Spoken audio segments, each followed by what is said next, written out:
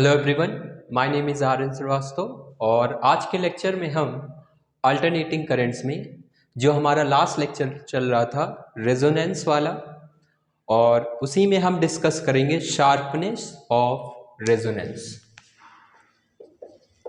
तो चैप्टर का नाम है अल्टरनेटिंग करंट्स। इसमें आज हम पढ़ेंगे शार्पनेस ऑफ रेजोनेंस। तो लास्ट लेक्चर में हमने क्या देखा था, अगर हमारे पास कोई LCR सर्किट है,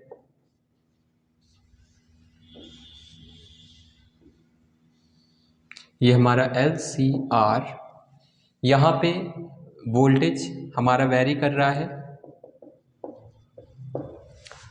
तो यहाँ पे हमारा करंट कितना आएगा, V/Z, maximum current V0/Z।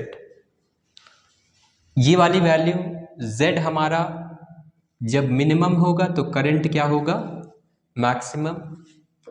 I0 max कितना आ जाएगा, V0/Z मिन। अब Z हमारा मिनिमम कब होगा, तो Z हमारा पहली बात यहाँ पे कितना आएगा, √R² plus XL minus XC whole square. इसकी मिनिमम वैल्यू क्या कब आएगी, अगर ये दोनों इक्वल हो गए तो हमारा Z कितना आ जाएगा, R के बराबर। तो एट रेजोनेंस हमारा XL इक्वल टू XC हो जाएगा और Z किसके बराबर हो जाएगा, Z equal to √R² plus 0, मतलब Z आ गया हमारे पास R। तो यहाँ पे I0 मैक्स लिख सकते हैं V0/R। यहाँ तक शायद हमने पढ़ लिया था। तो करंट की, जब हमारा करंट की मैक्सिमम वैल्यू कितनी है, V0/R, तो इसको नोट कर सकते हैं। अब हम शार्पनेस पढ़ेंगे ग्राफ बनाकर I0, और हम ओमेगा में ग्राफ बनाएंगे। तो रेजोनेंस में हमारा ओमेगा कितना आ जाएगा, 1/√LC। इसका डेरिवेशन हमने देखा था, देख लेते हैं। इसको पॉज करके पहले नोट कर लें।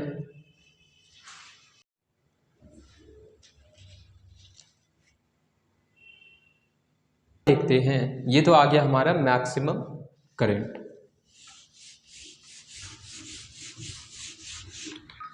बट हमारा I0 का वैल्यू कितना आएगा, V/V0/√R² plus XL minus XC का whole square.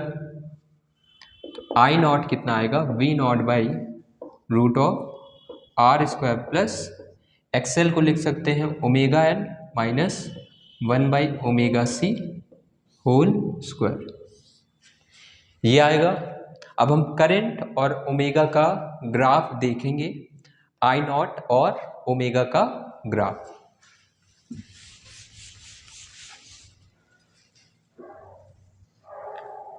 Graph between I0 and omega.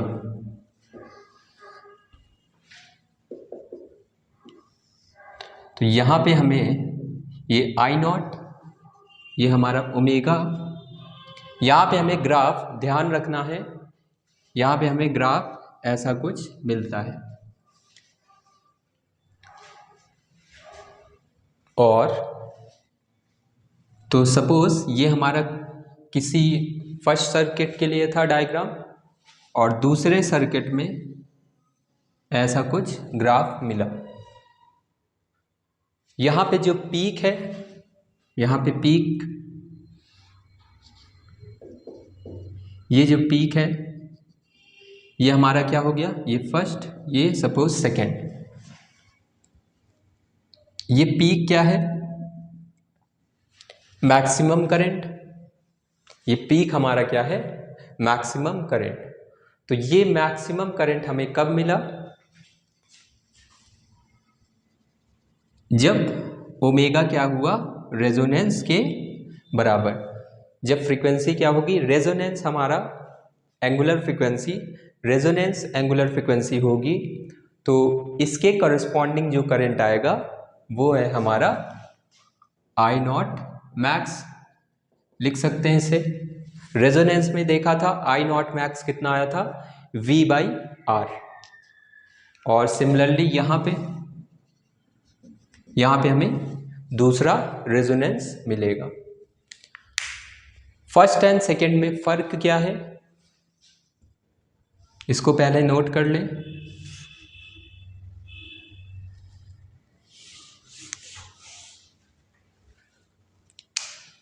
Now S I not max हमारा क्या था? V0/R। अगर R हमारा बड़ा होगा तो आई नॉट मैक्स क्या होगा? कम होगा। इसी को हम लिखेंगे पहले। इफ R अगर रेजिस्टेंस ज़्यादा होगा किसी सर्किट के अक्रॉस तो हमारा आई नॉट मैक्स कैसा आएगा? कम आएगा। तो ये हो गया सेकंड वाले के लिए जो हमने ग्राफ बनाया है। फर्स्ट वाले में क्या है? अगर R कम तो करंट मैक्सिमम करंट ज़्यादा। यहाँ पे हमारा मैक्सिमम करंट इस रेजिस्टेंस के कॉरस्पॉन्डिंग करंट ज़्यादा है। करंट ज़्यादा है इसका मतलब ग्राफ हमारा थोड़ा शार्प बनेगा। यहाँ पे हमारा शार्प बन रहा है और ये वाला थोड़ा फ्लैट बन रहा है। तो first one is more sharper than the second. इसे हमें नोट करना है। और ये मैक्सिमम करंट आएगा कब? रेजोनेंस फ्रीक्वेंसी में। नोट कर सकते हैं इसे पॉज करके।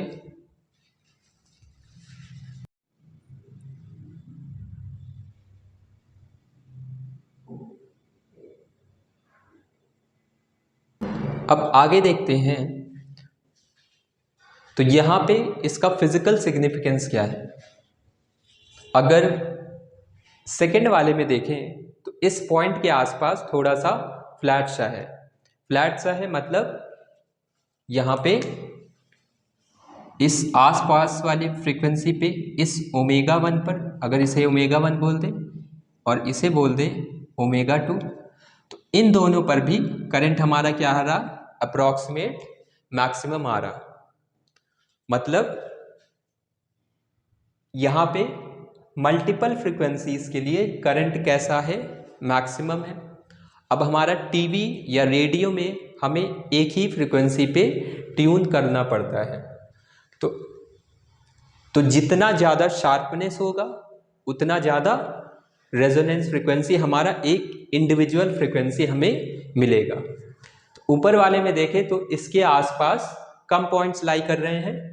तो अगर ये और शार्प होता तो हमें अच्छा साउंड या फिर अच्छा फ्रीक्वेंसी रिसीव होता।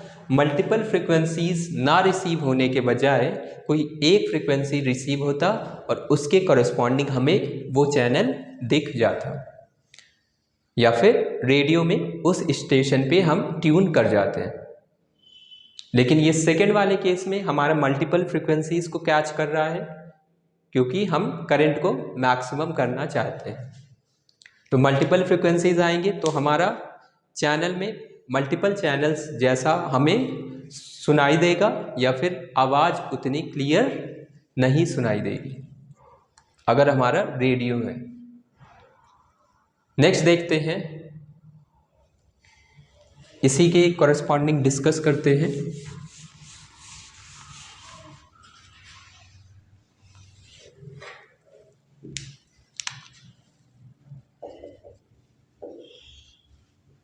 तो ये हमारा आई नॉट ये हमारा ओमेगा।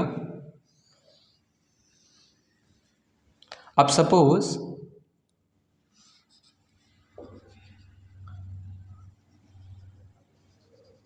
ये तो ओमेगा रेजोनेंस था। अब अगर ये क्या था, आई नॉट मैक्स। अब अगर किसी पॉइंट के लिए हमारा करंट क्या हो जाए, आई नॉट मैक्स अपॉन √2, हम इसको स्टडी करेंगे। तो आई नॉट मैक्स अपॉन √2 के लिए हमारी दो वैल्यूज पॉसिबल है। एक इस वाले पॉइंट की, मतलब इस वाले फ्रीक्वेंसी पर अगर ओमेगा 1 ले लें, इस वाले फ्रीक्वेंसी पर आई नॉट मैक्स अपॉन √2 है, और इस ओमेगा 2 पर भी आई नॉट मैक्स अपॉन √2 है। तो हम इसी को एनालाइज करेंगे।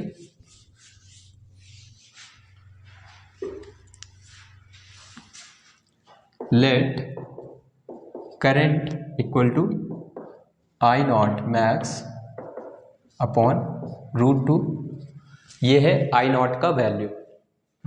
तो ये वाली करंट हमारी दो ओमेगास के लिए एग्जिस्ट कर रही है। This current exist for 2 omegas, omega 1, omega 2। लेकिन मैक्सिमम करंट हमारा सिर्फ एक फ्रीक्वेंसी के लिए एग्जिस्ट करेगी, बाकी हमारा दो फ्रीक्वेंसीज आएंगी।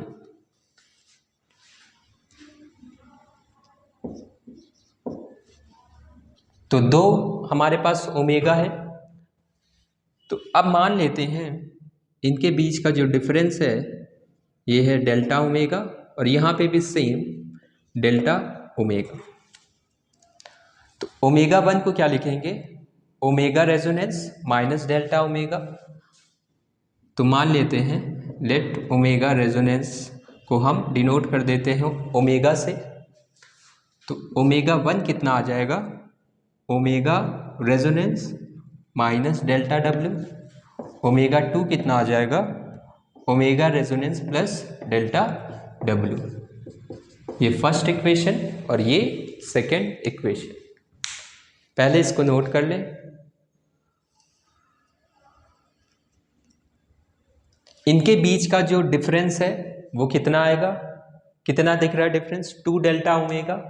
इसी को बोला जाता है बैंड विड्थ। तो यहां से भी निकाल सकते हैं, इस ग्राफ से भी हम फाइंड कर सकते हैं।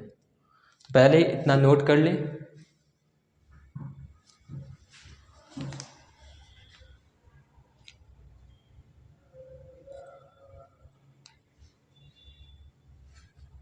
इसको इरेज कर रहा हूं।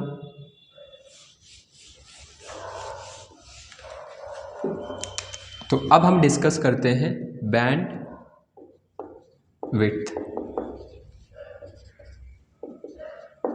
बैंड विड्थ आएगा ओमेगा 2 माइनस ओमेगा 1, सबट्रैक्ट करेंगे ये आ जाएगा 2 डेल्टा ओमेगा।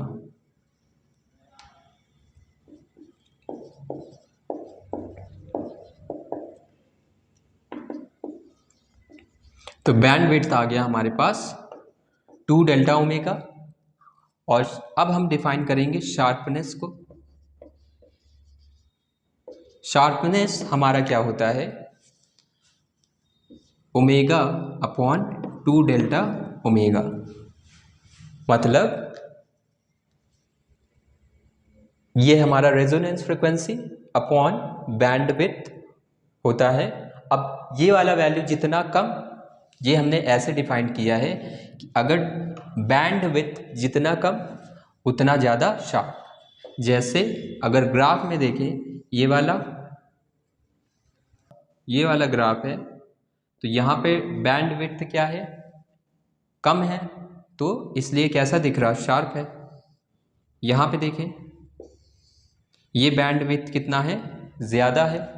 अगर डेल्टा ओमेगा इंक्रीज करेगा तो शार्पनेस क्या हो जाएगी, कम हो जाएगी। तो यहाँ पे लिख सकते हैं डेल्टा ओमेगा डिक्रीजेस, शार्पनेस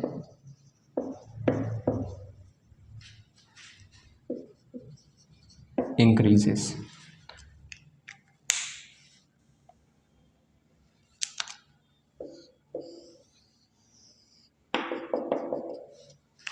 इस फॉर्मूले की हमें बस डेरिवेशन में ज़रूरत पड़ेगी, जब हम इसका फॉर्मूला देखेंगे तब हम इस ω/2 डेल्टा ओमेगा को कैलकुलेट भी करेंगे। तो यहाँ पे हम फॉर्मूले से बोल भी सकते हैं angular frequency at resonance upon bandwidth of the circuit. Next देखते हैं कि हम इस डेल्टा ओमेगा को कैसे कैलकुलेट करें।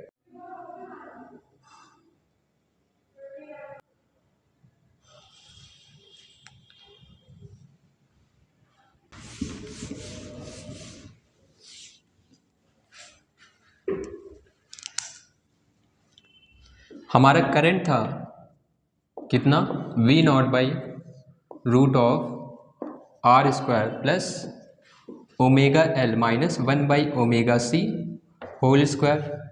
ये था हमारे पास करंट। अब I0 कितना हो गया, at I0 equal to I0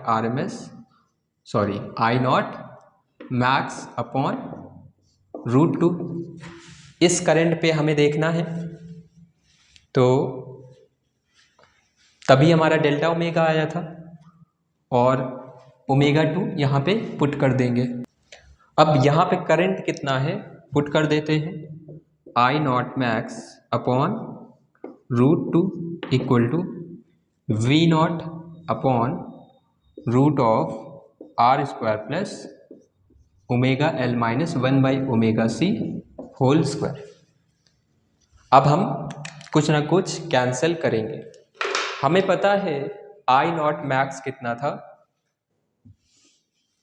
S I0 max equal to V0/R था हमारे पास। I0 मैक्स कितना था, पीछे देख सकते हैं, V0/R हमने ये कैलकुलेट किया था। V0/R है। अब ये हमारा क्या हो जाएगा, पुट कर दें यहाँ पे V0/√2R V0 upon √R² plus ω/L minus 1/ωc whole square. यहाँ पे हमारा V0 से V0 कैंसिल हो जाएगा। अब दोनों साइड क्या कर दें, स्क्वायर कर दें, तो यहाँ पे आ जाएगा 2R² equal to R² plus ω/L minus 1/ωc whole square. R² से एक R² चला जाएगा, हमारे पास बचेगा R² ω/L माइनस 1/ωc। ये आएगा ऐसा कुछ, इसका होल स्क्वायर। पहले इतना नोट कर लें।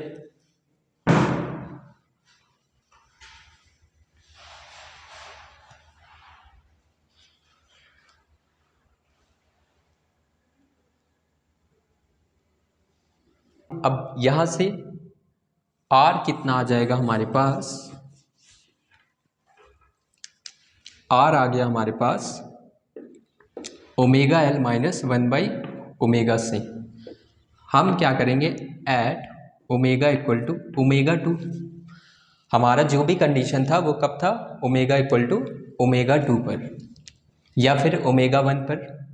ω2 कितना है, ω2 था हमारे पास omega plus delta omega. R की जगह पुट कर दें ω2L minus 1/ω2c। R equal to ω2 omega plus delta omega L minus 1/ω plus delta omega into C, ये आएगा। अब हम C को रिप्लेस करने वाले हैं ताकि हमारा ओमेगा हमारा क्या होता था, S omega equal to 1/√LC, ये होता था ओमेगा इक्वल टू 1/√LC, या फिर ओमेगा स्क्वायर 1/LC, तो C कितना आ गया 1/ओमेगा²L। यहाँ पे हम इसको यूज़ करेंगे, C की जगह 1/ओमेगा²L पुट करेंगे, omega plus delta omega L minus C हमारा नीचे है तो 1/ओमेगा²L upon omega plus delta omega. अब डेल्टा ओमेगा हमारे पास बहुत छोटा है, यहाँ से हम क्या करने वाले हैं, ओमेगा को अगर कॉमन ले लें तो यहाँ पे कितना बचेगा, यहाँ से ओमेगा कॉमन ले रहे हैं, 1 plus delta omega by omega into L minus ओमेगा²L अपॉन, यहाँ से भी ओमेगा कॉमन ले लें, 1 plus delta omega by omega. ये आएगा हमारे पास, नोट कर सकते हैं आराम से पॉज करके।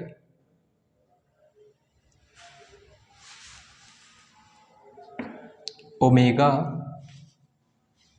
एक ओमेगा से एक ओमेगा कैंसिल, पूरे में से ओमेगा को कॉमन ले सकते हैं, अंदर बचा 1 plus delta omega by omega into L minus, इस पूरे ब्रैकेट को ऊपर भेज रहे हैं तो 1 plus delta omega by omega इसकी पावर -1 इंटू L। अगर वहाँ पे नहीं समझ में आ रहा है तो हम यहाँ पे लिख देते हैं, इतना नोट कर लें, पहले पॉज करके नोट कर सकते हैं।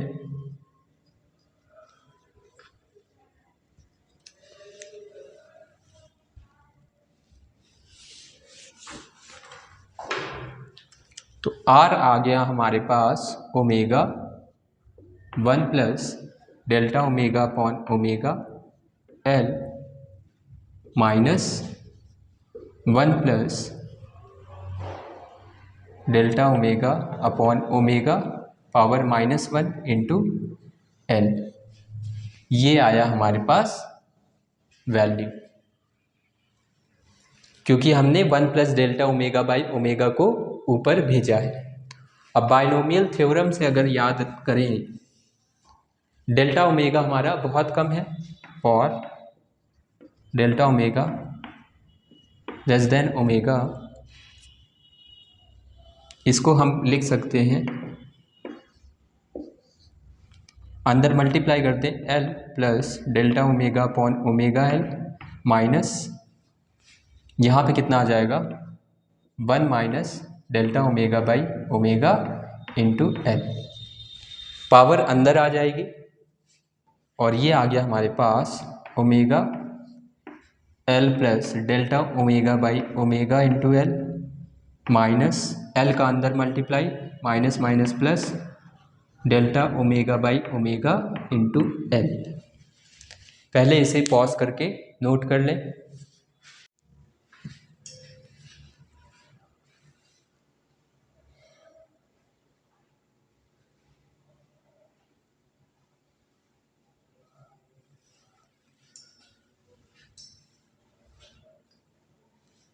अब यहाँ से हमारा क्या कैंसिल हो रहा, L से L कैंसिल, आ गया है हमारे पास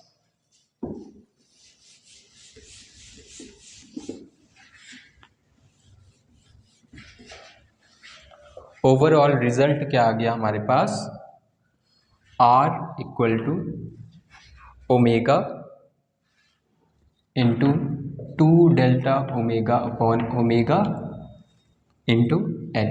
ओमेगा से omega cancel, R upon 2L, ये हो गया हमारा डेल्टा ओमेगा का वैल्यू। तो डेल्टा ओमेगा कितना आया, R अपॉन 2L।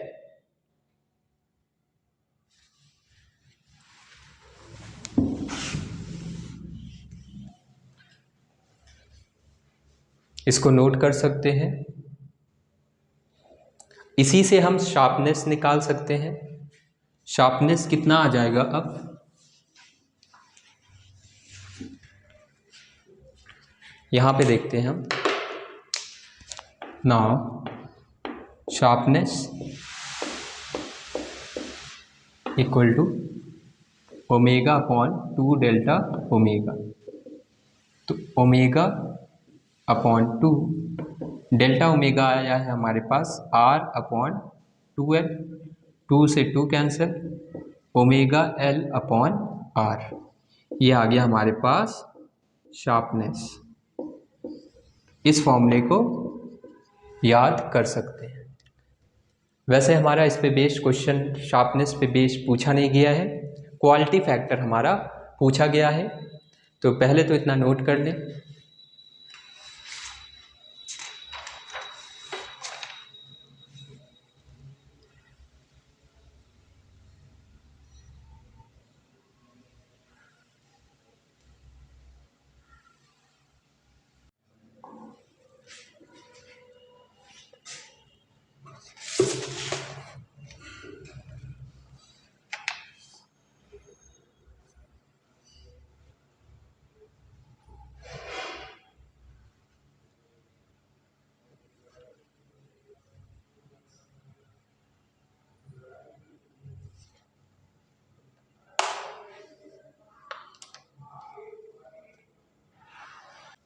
तो ये जो शार्पनेस आया है ओमेगा l अपॉन r, इसी को हम बोलते हैं क्वालिटी फैक्टर।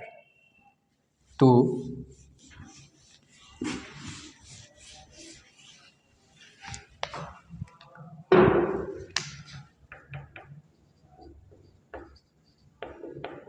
क्वालिटी फैक्टर, इसको Q से डिनोट करते हैं। तो जो हमारा शार्पनेस आया था ओमेगा l अपॉन r, इसी को बोलते हैं क्वालिटी फैक्टर Q। Q आ गया हमारे पास ओमेगा l अपॉन r। यही Q हमारा किसके इक्वल है, ओमेगा अपॉन 2 डेल्टा ओमेगा। इससे हमें दो बातें पता चलेगी, कितनी अच्छी क्वालिटी है। तो हम प्रॉपरली बोल सकते हैं जिसका डेल्टा ओमेगा कम तो क्वालिटी उसका सबसे ज़्यादा, मतलब जिसका क्वालिटी ज़्यादा उतना ज़्यादा शार्प ग्राफ हमें मिलेगा। और क्वालिटी हमारा कैसे इंक्रीज कर सकते हैं, ये हमारे इस फॉर्मूले से आ चुका है। ओमेगा l अपॉन r था, अगर रेजिस्टेंस को कम कर दें और l को इंक्रीज कर दें तो हमारा क्वालिटी क्या कर जाएगा, इंक्रीज कर जाएगा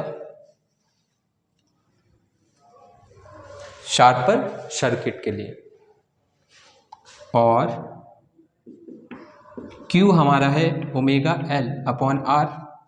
ये ओमेगा क्या है हमारा, रेजोनेंस वाला। यहाँ पे ओमेगा क्या है,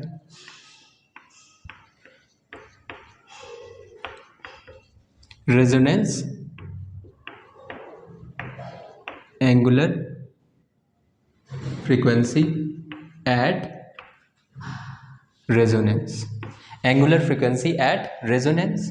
तो Q को लिख सकते हैं simply omega not l upon r, ताकि हमें ध्यान रहे कि हमारा ओमेगा क्या है। ओमेगा नॉट क्या है, एंगुलर फ्रीक्वेंसी एट रेजोनेंस।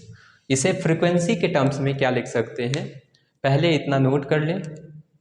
ये पॉइंट्स हमारे लिए इम्पॉर्टेंट है कि क्वालिटी को इंक्रीज कैसे कर सकते हैं। तो हमारे पास ये पॉइंट हमें पता है, रेजिस्टेंस को कम कर दें, इंडक्टेंस को इंक्रीज कर दें तो क्वालिटी बढ़ जाएगा और हमारा शार्पनेस ज़्यादा मिलेगा। और हमारा जो सिग्नल है वो एक पर्टिकुलर फ्रीक्वेंसी रिसीव करेगा और हमें प्रॉपर साउंड सुनाई देगा या फिर प्रॉपर विजुअल दिखाई देगा। इसको नोट कर सकते हैं।